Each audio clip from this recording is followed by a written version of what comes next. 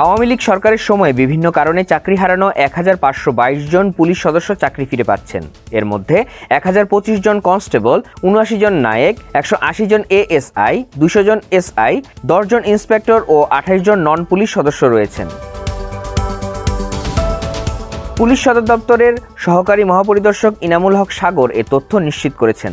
সদর দপ্তর থেকে বলা হয়, এসব সদস্যকে চাকরিতে পুনর্বহাল সংক্রান্ত আবেদনসমূহ পর্যালোচনার জন্য ২০২৪ সালের আগস্টে একজন ডিআইজির নেতৃত্বে কমিটি গঠন করা হয়। কমিটি ইতিমধ্যে সুপারিশ সহ প্রতিবেদন জমা দিয়েছে।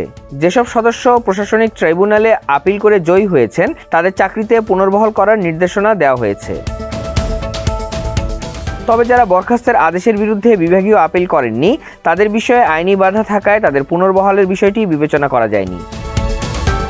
পুলিশ সদর দপ্তর আরও জানিয়েছে, যাদের বিরুদ্ধে নৈতিক স্খলন, আর্থিক দুর্নীতি ও অন্যান্য অভিযোগে ফৌজদারি মামলা রয়েছে তাদের বিষয়ে বিবেচনা করা সম্ভব হয়নি। চাকরিচ্যুত পুলিশ সদস্যরা যাতে ন্যায় বিচার পান সেজন্য পুলিশ হেডকোয়ার্টার্স আন্তরিকভাবে কাজ করছে। চাকরিচ্যুত পুলিশ সদস্যদের শৃঙ্খলা পরিপন্থী আচরণ না করার অনুরোধ জানিয়েছে পুলিশ সদর দপ্তর।